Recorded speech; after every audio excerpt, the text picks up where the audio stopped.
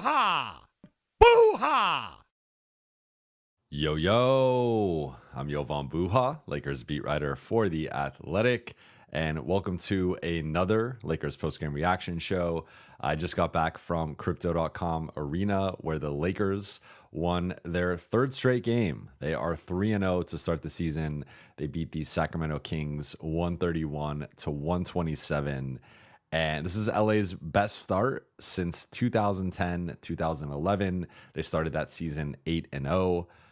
What's up, everybody? I see you all funneling in through the chat. And yeah, I mean, the Lakers, I will get into it with my three takeaways, but they are legit. Like, I don't know how you can watch this team through the first three games and not think that this is a good to really good team, a team that is going to be a factor in the West and not the 9th, 10th, 11th best team as many had them, at least on the national level, entering the season. 9th, 10th, 11th best team in the West, rather. So we got a lot to get into. But before we start, you guys know the drill. For those watching on YouTube, please be sure to hit that subscribe button, turn on channel notifications, and like and comment on this video. And for those listening in the morning on Apple Podcasts, Spotify, or your podcast platform of choice, please be sure to follow, download, and leave a 5-star review. So takeaway number one for me is the demise of LeBron James was premature. And I saw it in the comments and the live chat. And I saw it on social media. I saw it on the comments under my story on The Athletic. And it was like, LeBron is going to be fine. And I preached patience after each of the first couple games. He was not quite himself, had 16 points against the Timberwolves and then 21 against the Suns. Was not looking like LeBron James. But tonight, he looked like LeBron James. 32 points, 14 rebounds, and 10 assists. First triple-double of the season.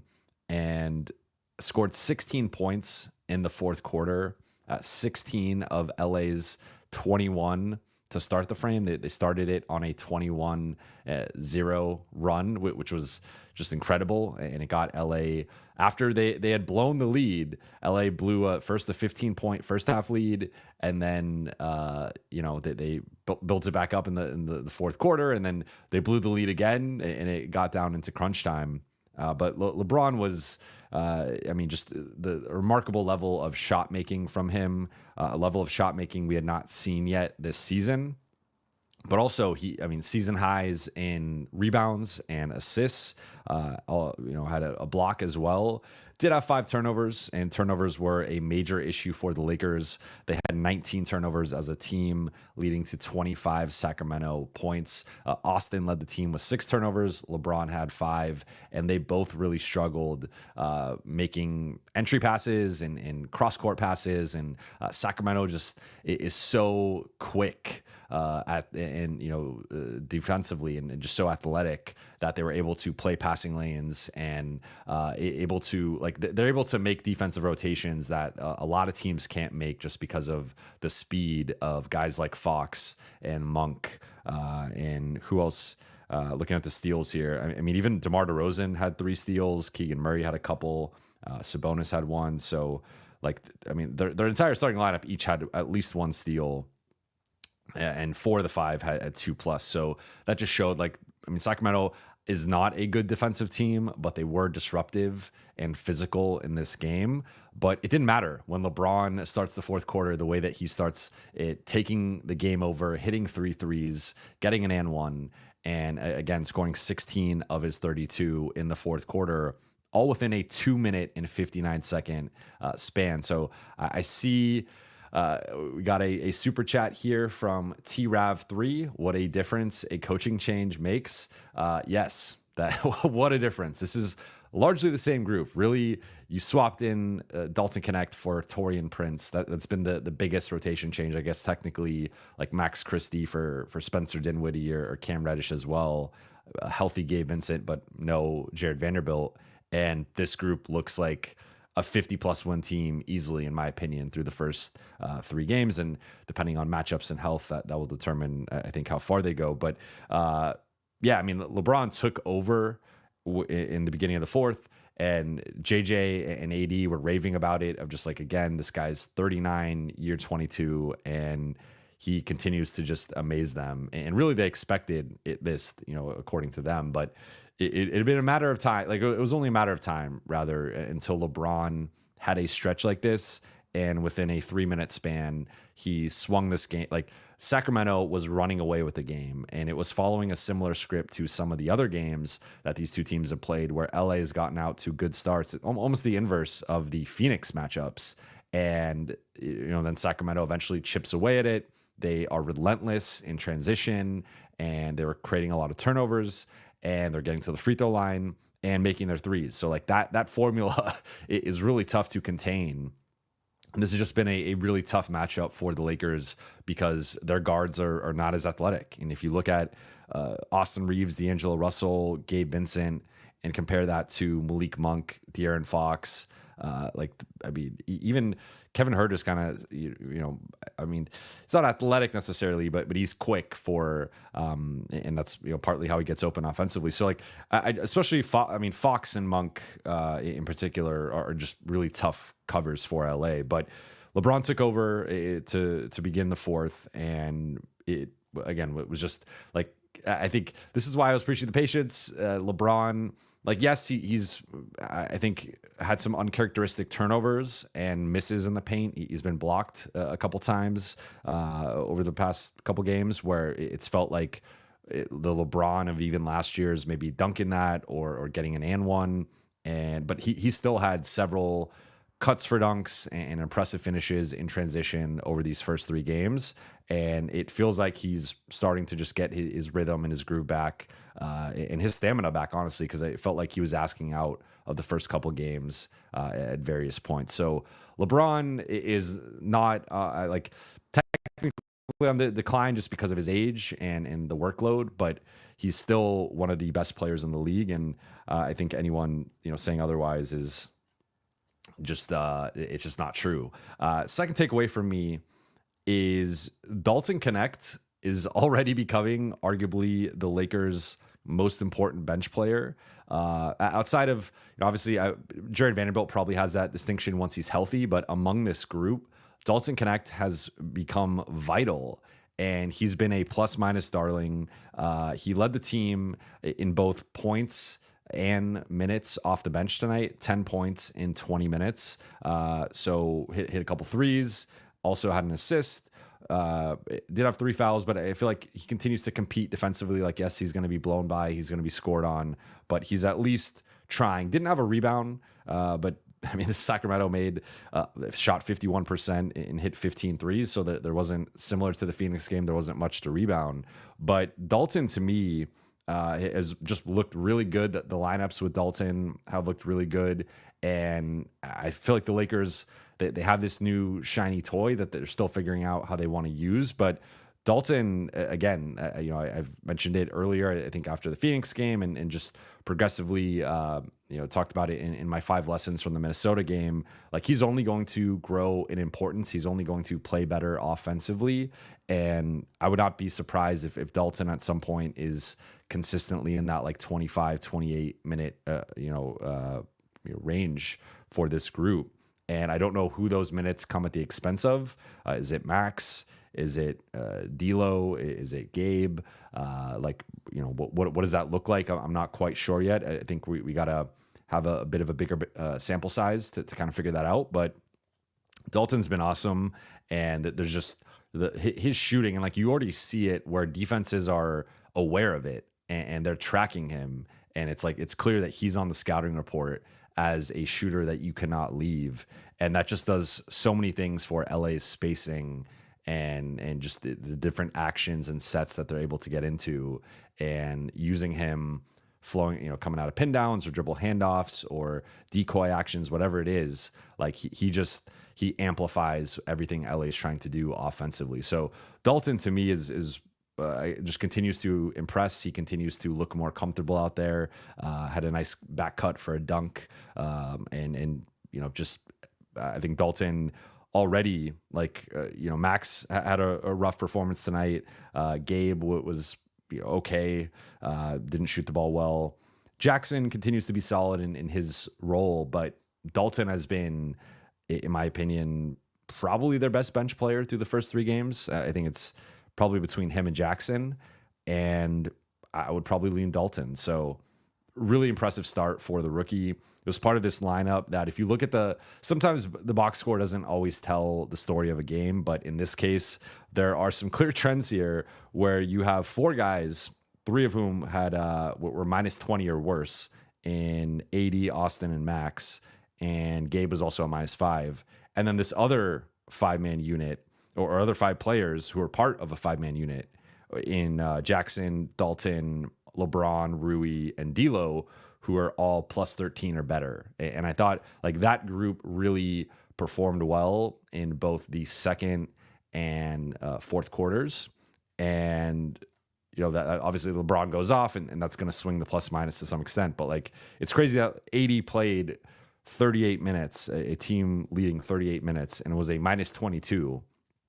And the Lakers won this game by 4, which just shows you LA was plus 26 in the 10 minutes that AD was off the floor, which is just crazy. So like that, but big takeaway for me is as we're trying to kind of suss through the rotation and just figure it out, like Dalton has been arguably their best bench player. And that's not something that it was something I thought was possible, but I thought it would at least take him a little bit to get to this point, but it feels like he's ahead of schedule. And we hadn't really seen, like a lot of his offensive explosion in the preseason was in garbage time, was in second halves when it was coming with the second unit guys, the third unit guys, the fourth unit guys in some cases.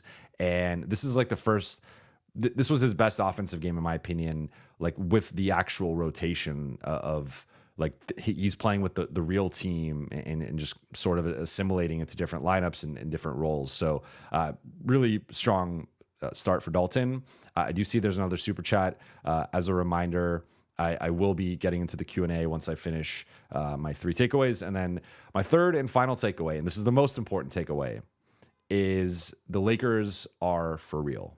And I think I was already at that point after the Phoenix game, but after beating Sacramento and I buried the lead, the Lakers had lost 8 of 9 to Sacramento. They'd lost 5 in a row. Anthony Davis was 0-10 against Domantas Sabonis. So that's more of a team stat or record than anything. Like it's not Anthony Davis versus Domantas Sabonis one-on-one. If it was, I would take AD in that matchup.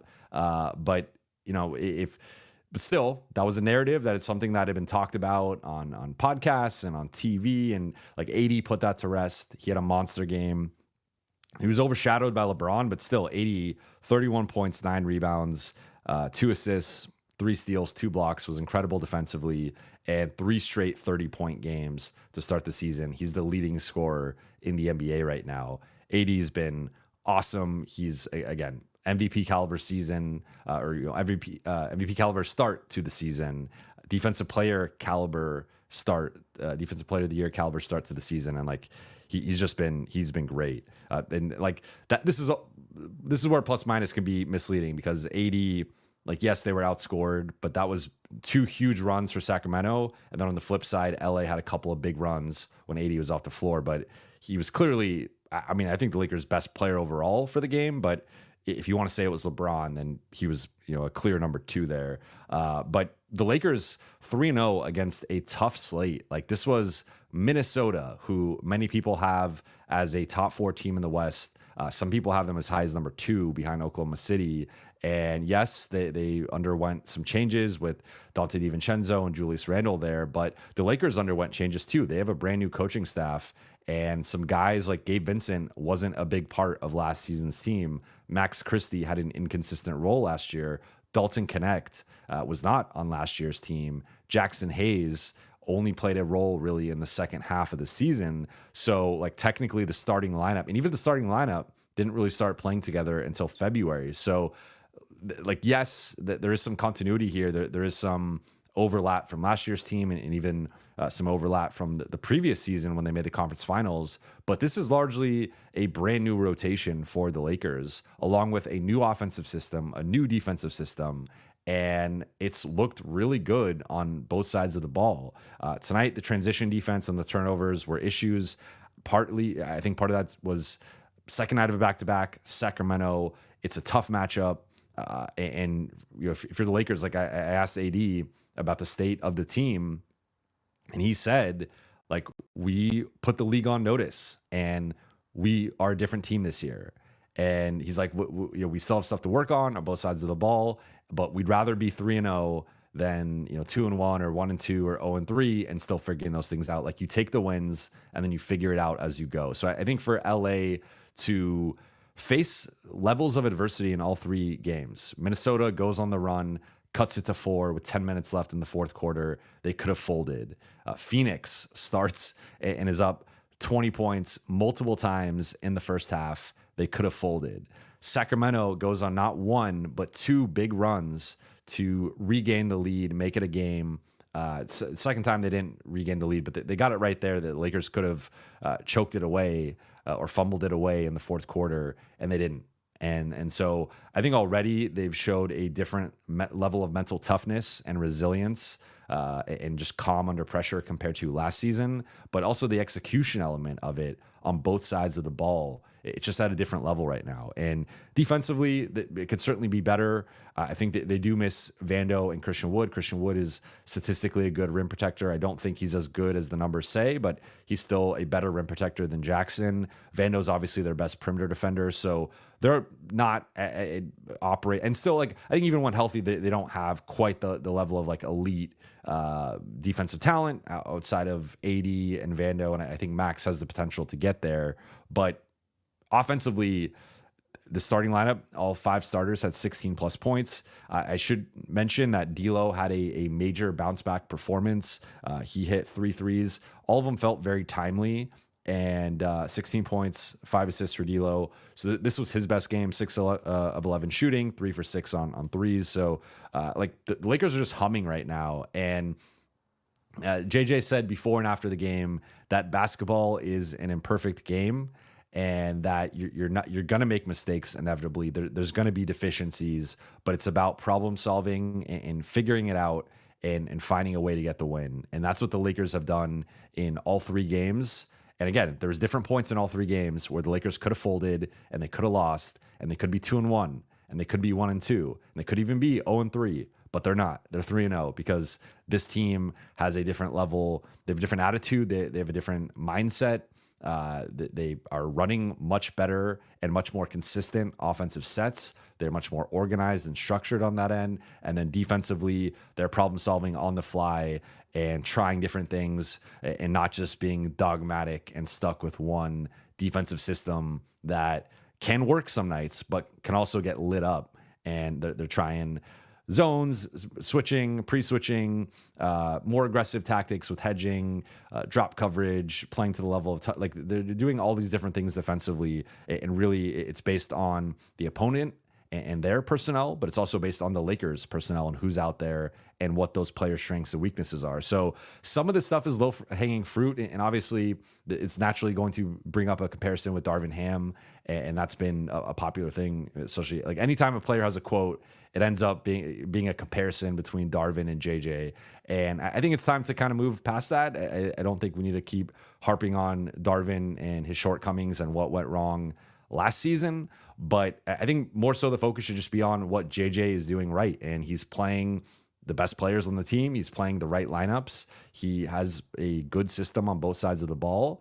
And he's made good adjustments in game and kept this team with a certain level of competition and mental toughness and resilience. And that should be applauded. And the Lakers are right now arguably the best story in the NBA, which is not something I anticipated given how tough this schedule was. And it gets tougher. They go on the road for a 5-game road trip.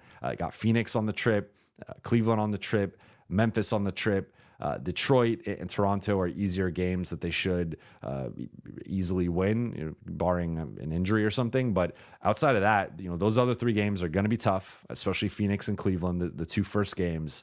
But if LA can at least split that and go 4-1 on this road trip, or even 3-2 on this road trip, starting the season 6-2 with this slate, with this back-to-back against Sacramento, I think that's an incredible start to the season. And again, I think the Lakers right now to me, are closer to the fourth best team in the West than they are to the ninth best team in the West, the way that a lot of people have been talking about them. So with all that said, let's get into tonight's Q&A.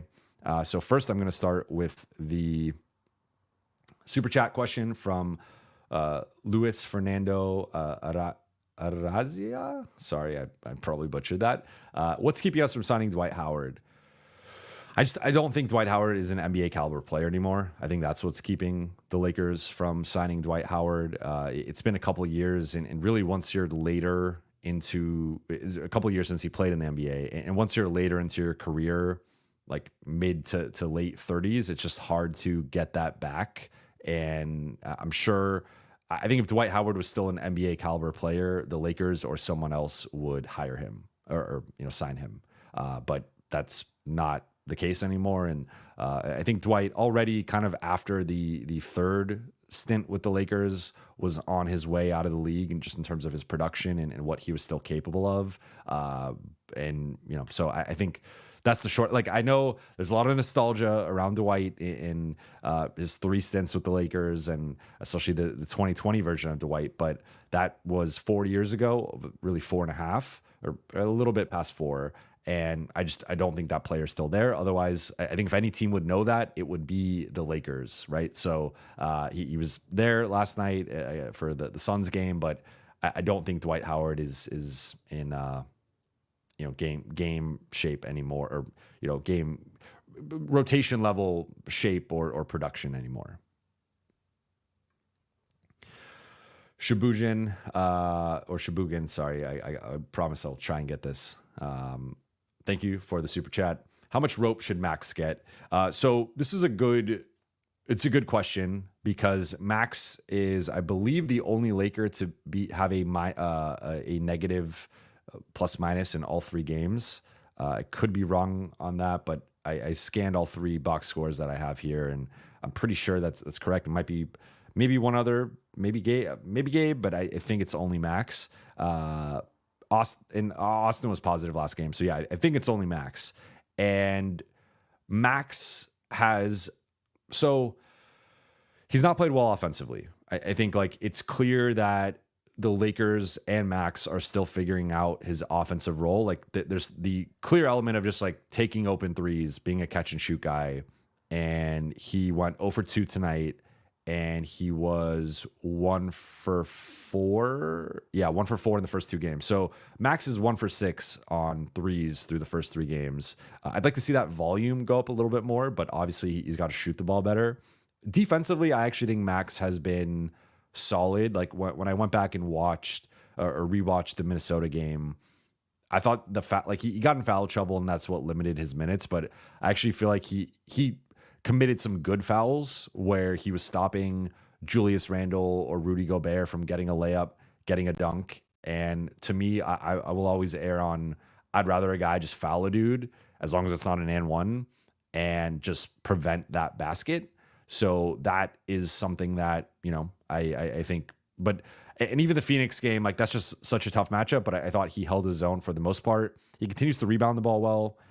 Did not have a rebound tonight, so that's a little bit like played a season high 18 minutes and didn't have a rebound. So I say all this to say he did have 4 assists tonight, and he did have a nice slip out of a pick and roll in the first quarter for a dunk. And so 4 assists, he was playmaking, a couple steals, did have a couple turnovers, and that continues to be like the ball handling. I don't think is quite where it needs to be with Max in terms of him being even like a secondary ball handler playmaker. I think right now, with the way that he's been handling the ball, and just the decision-making issues that he's had, I think you probably just want him as a finisher right now in terms of finishing in transition or taking catch and shoot threes. But in terms of rope, like this is a guy that the Lakers invested in. This is a guy that he's still only 21. Like Dalton is technically a rookie, but he's 2 years older than Max. And if you want to look at college basketball and above as like competitive level basketball, Dalton's going into year 6 technically.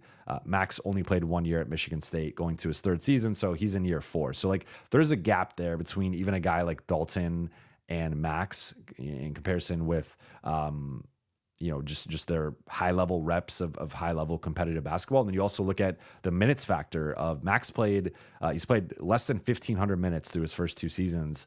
Austin played over that in just his first season as a rookie. So even comparing a guy like Austin, who's now in year 4, to a guy like Max, who's in year 3, they're just on different, developmental curves in terms of like their actual reps and experience. Now, this is by no means an excuse for Max. I just think that with a 21-year-old who is in a rotation role for the first time, I don't want to write them off after 3 games. And as I said with other guys, I said it with LeBron, I said it with D'Lo. Like, I want to give these guys a couple weeks before we make harsh judgments, especially negatively.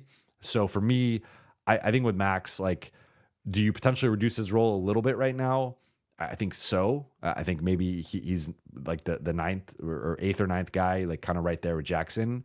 But do you phase him out of the rotation for Cam Reddish? No. For Jalen Hood-Schifino or Maxwell Lewis or Bronny, I don't think so either. So I still think like the Lakers have been using him as a wing stopper, and I actually think within that role he's been decent to solid. It's been the other stuff, primarily offensively. I just don't think he has a clear role. I also think some of it has to do with the lineups he's been in have not been performing well, and I don't think it's fair. This is where lineup data gets like a little tricky. Like, I don't think it's fair to put that all on Max. So I will say that can Max play better? Yes. Can the Lakers also put him in better positions and maybe reduce his offensive responsibility and put him in, mix up the lineups with him a little bit? I also think that's true. So I'm going to give Max at least a couple weeks before I start to be like, okay, he's like an 8 to 12 minute a night guy instead of like a 14 to 18 minute a night guy. But it's certainly been a little concerning. I'm not going to deny that. But again, big picture, this dude's 21. He's younger than some first round picks in this current draft that just went. He's younger than some guys who are going to be drafted next year in the first round. And LA invested in, with a 4-year deal, $8 million per year. So I want to give Max 10, 15, 20 games before I make a grand proclamation either way. But certainly it's something I'm monitoring. It's something on my radar. It's not been a good start for him. But I also think it depends what your expectations were. If you were expecting him to be an 8 to 12 point a game scorer, then that, and I thought he had a chance to do that. That's where I think offensively, probably changing the expectations or lowering them a bit, at least for now. Defensively, I think he's been close to what I expected. But again, Gabe's had some important minutes as a point of attack guy. Dalton's played well. Jackson's played well. So I feel like those guys have kind of overshadowed Max. But I think given his defensive minded role, I actually think he's been better than people have thought. Let's see, several super chats here. I really appreciate it, guys. And that is one way to cut the line. 4i Fu didn't ask a question, but you did do a super chat. So I appreciate that. Next one from Matthew. Jovan, did you see Pete and Darius at the game? Are you going to try and get Darius on the show? Keep up the great work, dude. Thank you, Matthew. I did not see them at the game. I wish I didn't know they were at the game. I saw Darius tweet after the game was already over and was leaving the locker room area, so did not connect with them. But I have actually been talking to Darius about coming on the show, and we want to figure out a time for that.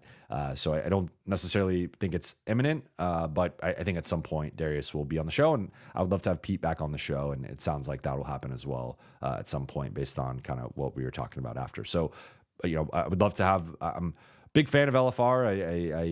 I think it's one of the best team-centric podcasts out there, and they've been doing their thing for several years now, and I think it's very insightful and informative. So shout out to them, and would love to have both of them on again, or Darius on for the first time, Pete on again.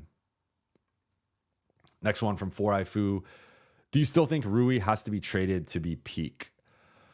So I assume I assume you mean like for the Lakers to be like at their peak selves. I will say this version of Rui, no.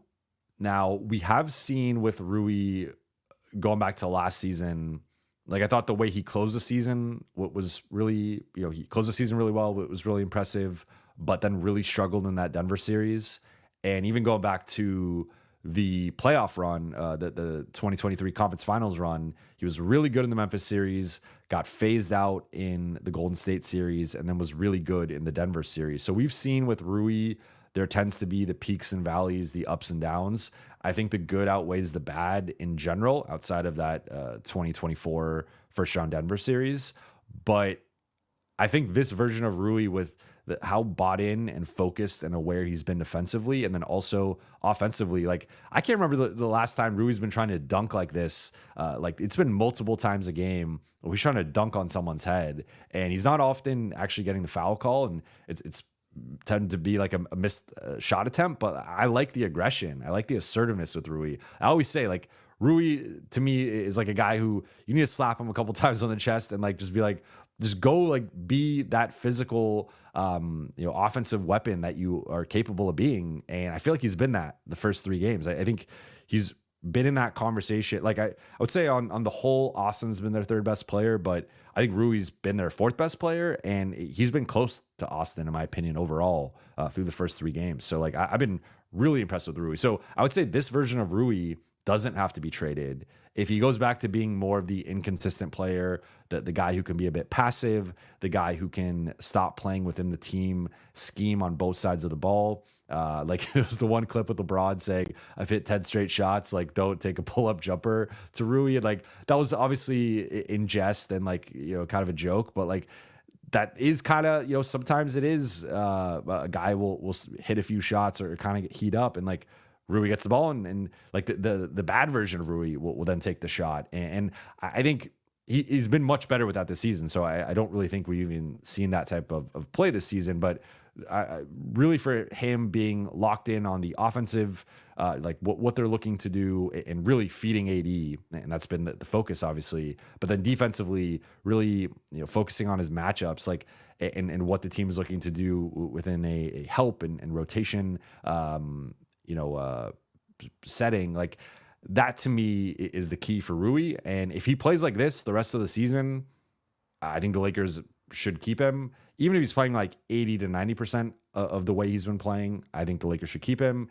If he regresses to the Denver Rui or some of the lows we've seen in the past, that's when I'm a little bit more open to trading him. But of all the tradable guys, in terms of like the mid-size guys, which would be Rui, D'Lo, Vando, and Gabe, I think Rui's the guy that if I'm the Lakers, you got to fight to keep. Like, I mean, ideally you don't trade him. I think at this point he's established himself. Like, this starting lineup is really good, and maybe you bring in a better wing and you move him to the bench and you change his role a little bit. But if you just end up kind of swapping the D'Lo position, or you end up flipping Vando or Gabe Vincent for an upgrade, like with one of your picks or both, that to me is probably enough, or at least puts the Lakers right there. Like, I think the Lakers are a trade away from arguably being the 2nd best team in the West. I'm just throwing that out there. Like, I think that's how high I am on this group right now, and I'm trying not to overreact, but I've also seen it just confirmed a lot of the things I already thought, and like, they're just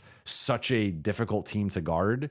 And granted that they've played a couple of bad defenses in Phoenix and Sacramento, but those are also a couple of really good offenses that LA has been able to shut down at various points. And then Minnesota was a good defense, not a good offense, and LA was able to score on them and shut them down. So I think LA's just looked really, really good, and I'm not putting them in like the title contention tier. I'm not putting them, certainly not in the Boston OKC tier. I think I don't know if they can make a trade for me to consider them on those tiers unless those teams have injuries, but they're right there in terms of like next tier in the West. I really think they could be in that 3 to 5 conversation for sure. Revs, how many games do you think we will win on this road trip? It's a good. I'm with the level of focus that they played with, and really the level of like the margin for error that they have right now, I'm going to say 4-1. I think before I probably would have said 3-2. Like, I think entering tonight, if you asked me last night, I would have said 3-2, but I'm thinking 4-1 just because I think they probably lose to Phoenix. Phoenix just had a big win against Dallas. And I would assume it's just hard to beat a team, twice in a matter of a few days. and that was already a close competitive game.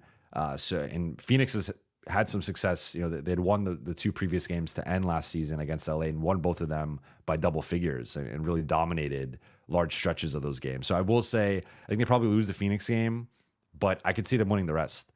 Cleveland, Memphis, Detroit, and Toronto. Not in that order, but I could see them winning all those games. So I'm going to say 4-1. I think this team starts 7-1. I think they look really good. And thank you for the super chat.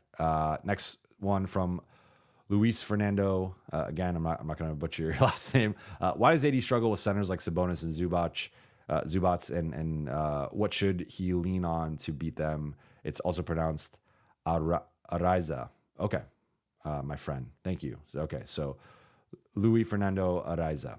To me, it's just it's a physicality thing, and it was funny at one point in the fourth quarter, a fan got up off of the baseline after Sabonis got fouled by AD and just yelled, "He lowers his shoulder every time." And I just think we've seen it with Sabonis, with Jokic, with Zubats.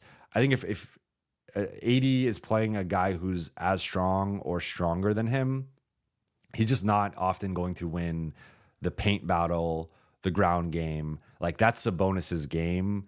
That's Zubats's game. Jokic obviously can kind of do everything, so that's part of his game. That's not all of his game, but I think those guys give him problems just because it's hard for AD to go through them. And I think that the key is going around them. And we saw in the Denver series, I thought AD was much better in terms of attacking Jokic that second Denver series compared to the first one. I thought AD was better attacking Sabonis tonight compared to last season or even the season before. And I'm sure he'll probably look better attacking Zubats this season. So I also think it's the way you use him. But if it's a lot of post-ups and ISOs with improper spacing around him, and it's just try and go through this guy or go around him, but in tight quarters where he doesn't have the same leverage with his athleticism, that's where I think AD kind of struggles with these guys. And they're also just, they're kind of like brutes. They're just they're just tough, big, strong dudes. And they give a lot of guys problems. But with AD, it's also he's doing so much offensively. And then he's also putting out so many fires defensively that it's then he's rotating. He's coming up to defend a pick and roll. Then he's rotating back and he's contesting shots. And then it's oh yeah, now go bang with this 280 pound, 260 pound dude in the paint and try and collect the rebound. And those guys, their roles are a little bit more simple in terms of what their asks are defensively. Obviously, Jokic and Sabonis are doing a lot offensively, but even so, it's not as much attacking off the dribble. Sabonis a bit, but Jokic, it is a lot of operating around the elbows and the top of the arc. So I think in some ways, LA is kind of reduced AD's ass offensively in terms of he has been driving a lot, and he does have the ball more, but I think they're putting him in better, more advantageous spots where he doesn't have to take that physical pounding as much, although he has obviously gotten to the free throw line 10 plus times in all three games. So, but yeah, I think it's just kind of a strength and physicality thing. And remember, this is a guy who grew up as a guard and played a lot of power forward before switching full-time to center in LA.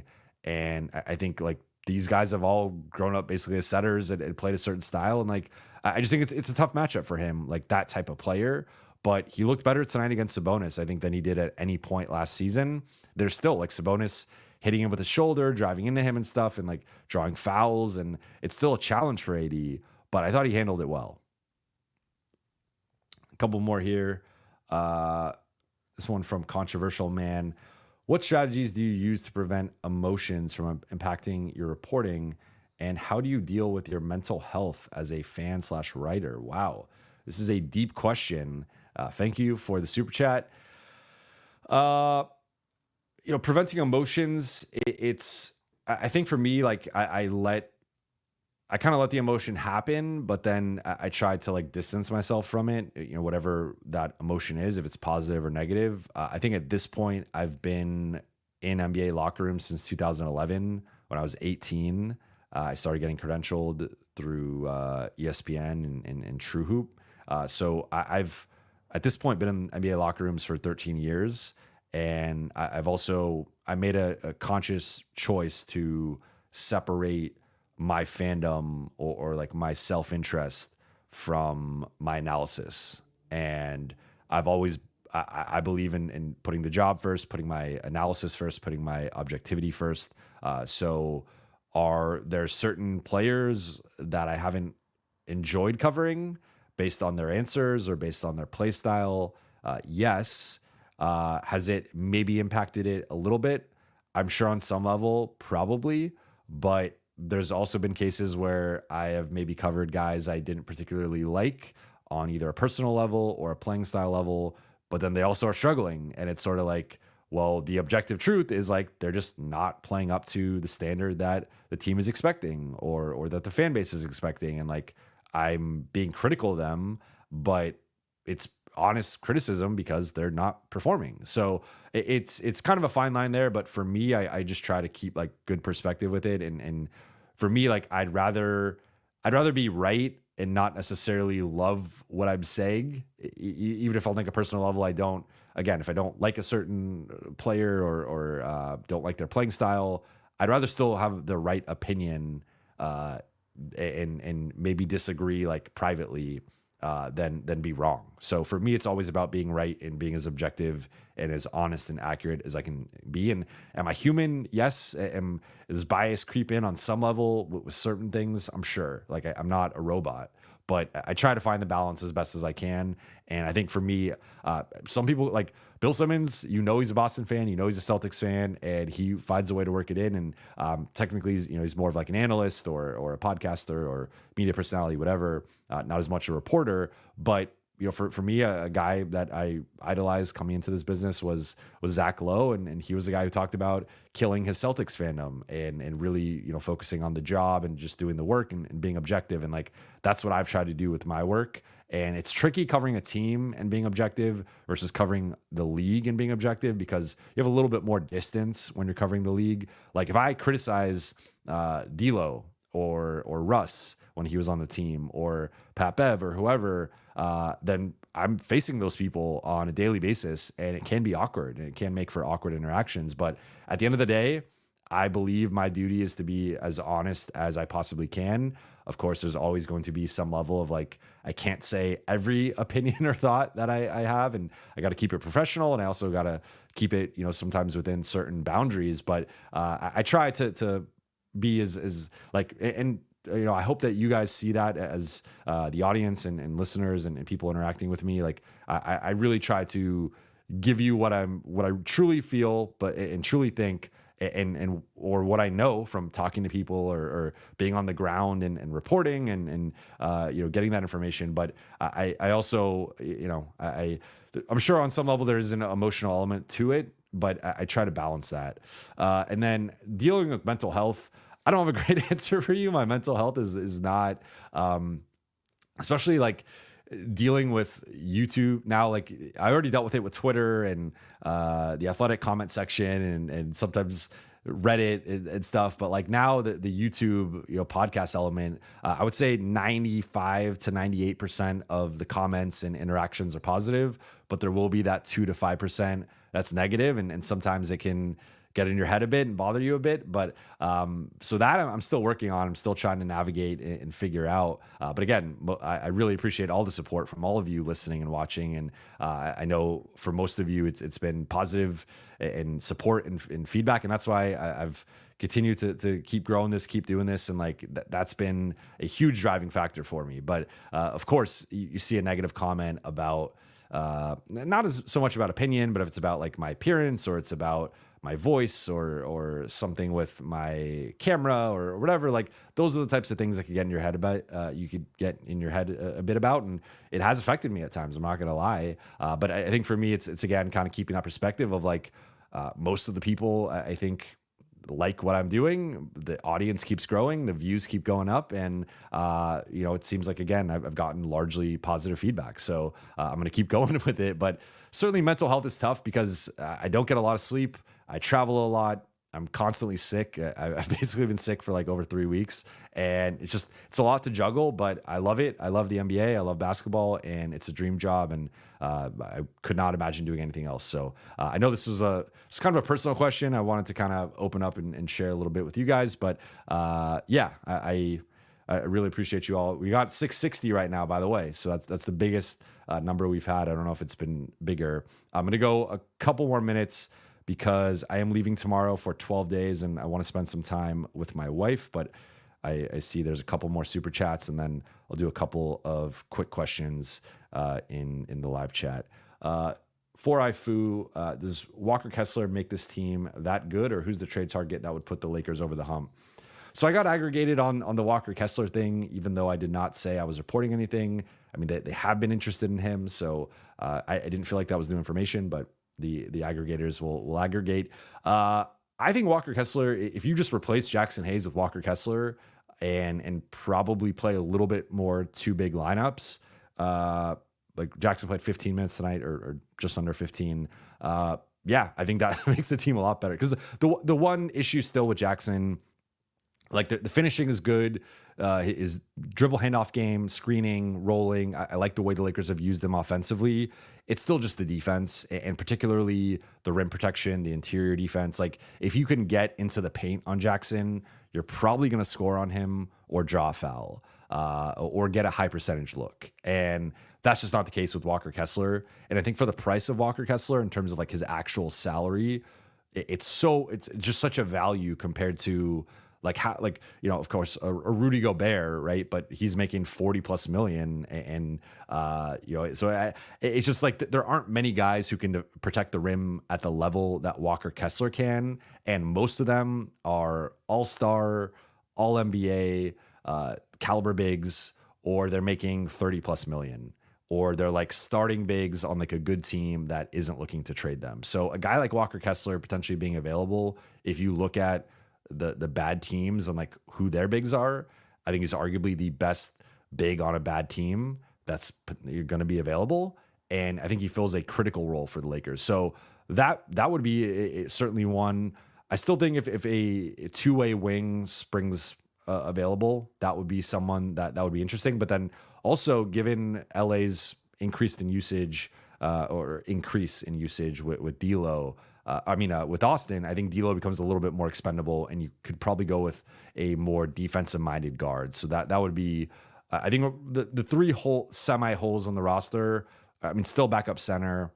I think potentially another defensive guard who could start, because I don't think Max has played up to that level yet, and I don't think Gabe has either. So I wouldn't love currently inserting one of those guys to like replace D'Lo. And then I think always a two-way wing, but those guys are going to be really expensive. They're really difficult to find. Teams aren't just giving them up. And even if it's a guy like Dorian Finney-Smith or Cam Johnson, I don't know, that's not an upgrade on Rui. That's a downgrade. So maybe defensively, Dorian Finney-Smith is a slightly better defender, more versatile, but Rui is just such a better offensive player and just overall better player that's a downgrade. So I would not do that trade. A couple more here. Controversial man, advice for fans who let the game ruin their mental. So this I could go on about this for another 45 minutes. What I'll say is, like, just remember, this is all entertainment, and it cannot feel that way when you're passionate and you're a diehard fan and you live and die with every possession. And I get that, but hopefully you have some perspective in your life, and you're not just entirely living and dying with every Lakers game and every Lakers result, or like your Twitter interactions. And again, I know it's tough. It's tough in 2024 to not let this stuff get to you. But if you kind of remember, like, everyone's going through something, and if someone is trolling you or going at you on social media, or like, if you're talking about that part of it, if it's just like the Lakers, like, I get it. If it's your team, you're going to be upset if they lose, or you're going to be upset with the rotation or whatever it is. But just remember, it's entertainment, and they're playing well, so you probably shouldn't be upset right now. If they had been 0-3, maybe you'd have a little bit of a different answer. But just patience and perspective, I think will go a long way here. And then another one from Controversial Man: how can a PG who can't shoot impact winning a ring? I'm not sure if this is in relation to like a specific player, but it's tough. If you're a point guard who can't shoot in 2024, you basically have to be an elite athlete, an elite like downhill scorer and finisher, and or like an elite defender. But even then, it's like you gotta be so good in the other areas of the game to offset your shooting limitations. That's why like a guy like Alex Caruso could like he's not the best ball handler or playmaker, but he was an elite defender. He could defend multiple positions, and then now he's grown into being a really good shooter and actually like a solid secondary playmaker, ball handler. So like that's like an exception, and he has developed into being a good shooter. But if you're not a good shooter in 2024 at the point guard spot, you're probably a role player, probably a bench player. And if you're not, then you got like it's got to be like a Ja Morant who's like not an elite shooter.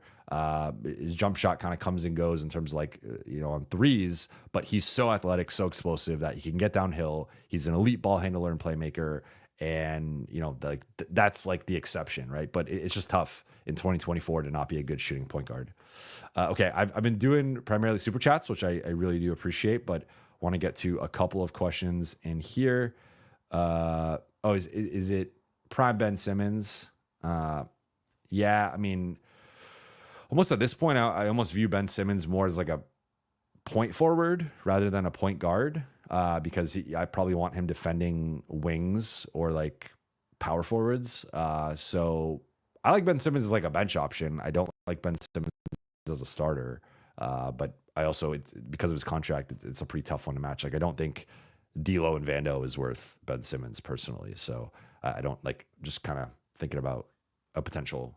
Please don't aggregate that. Question from Ray Jovan. Where are you at the arena? Did you hear when LeBron yelled at someone telling him to swing? Mother effer. I'm opposite, kind of diagonal, the Lakers bench. So if you're looking at the court and there's the one sideline, which is the Lakers bench, if you go to the opposite sideline and then kind of that corner, that's where we sit. So we sit right behind courtside. Technically, it's like one row in front of us. Then there's like a good 8 to 10 feet. And then there's us. So like technically it's second row. It's probably more, if you're putting rows of chairs, it's probably more like fourth or fifth row. But so actually like the basket stanchion can sometimes block us in terms of like what we see in the bench. Like it kind of blocks a part of the bench from our vantage point. But no, I did not hear LeBron. Like I will hear a lot. And one of the crazy things, I don't know, like for anyone who is not, if you ever get to experience an NBA game up close, it's really incredible just to see like the sounds of like how much the guys are actually talking and how much you can actually hear, but also like the collisions. It's very loud. And like a lot of like most of them, it sounds like you would expect, like if you close your eyes and heard them, it would sound like an injury. But I mean, these guys are just freak athletes. I don't know how else to put it. So, but no, I did not catch that from LeBron. Seeing Jeremy Grant, like that's been a big one. Okay, so we got a fun one here. Jonathan Rubio, what kind of hairstyling product do you use? So I some hair routine stuff. I I condition probably 5 or 6 times a week. Only shampoo like once or twice a week, depending on how like sweaty and active I am that week. But don't shampoo too much, otherwise it will dry out your hair. And then I blow dry my hair. I do blow dry my hair. And I use this Kevin Murphy like sea salt spray to kind of give it some volume. And then I blow dry it. I do that wet, blow dry it. And then I use this Cub & Co. It's an Australian company, hair clay, that I tried out. I'm ashamed to say this publicly. I briefly got banned from Amazon from trying too many hair products because I was trying all these different clays and pastes and waxes to try to figure out which one I wanted. So I was buying them and then returning them because you technically were able to, but at some point Amazon was like, yeah, you've returned too many hair products. So you're banned from buying hair products. So I found this one from Australia that I really like. And I've now been sticking with that for like over a year now. That's probably TMI. He puts on the Buha conditioner. Yeah, I don't have my own hair products yet, but maybe that's, depending on where this goes. Maybe that's down the road. Pugzilla, best hair, Reddick or Buha? I'll give JJ. He's 3-0, so I'll give him the nod.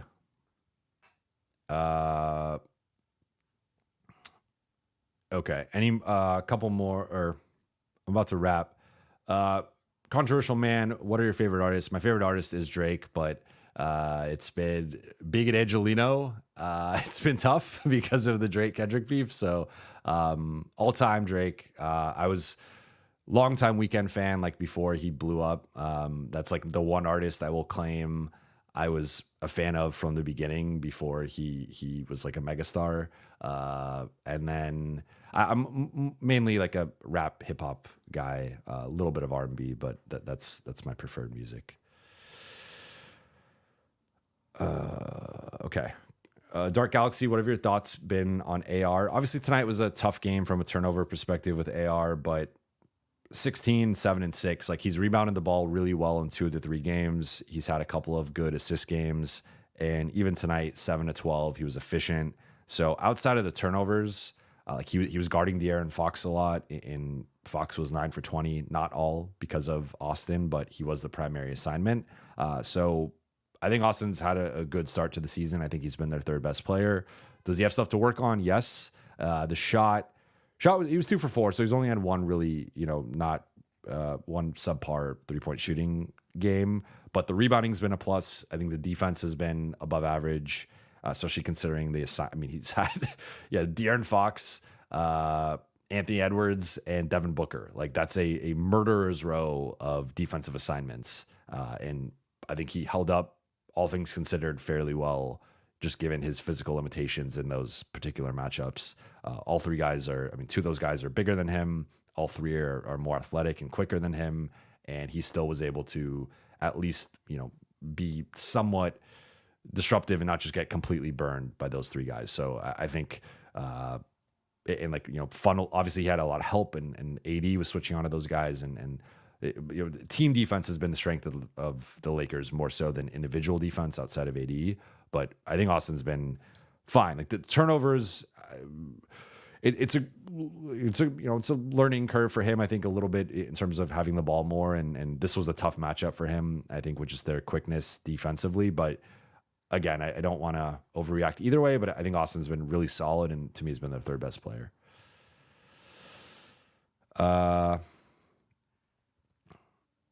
Yeah. Okay. So I am going to wrap here. I kept it under an hour, which was incredible, but I appreciate it. I was glad that biggest audience, also was able to get into some personal stuff, get to know you guys, or you guys get to know me a little bit better, and also get to know what you guys want to know about me a little bit better. And I didn't get to read the live chat as much because I got a lot of super chats, which I am appreciative of. And obviously, as you guys saw, if you have a question you really want me to answer, that is the fastest way to get my attention. But thank you guys all. I'm really going to look forward to going through the live chat and seeing the comments I missed. And as a reminder, if I miss your question, it's not intentional, but let me know in the comment section under YouTube, and I try to answer any question that I missed. So make sure that under the stream you comment your question, and I will do my best to answer it. As long as sometimes it's a question I can't answer, and that's why I don't answer it. But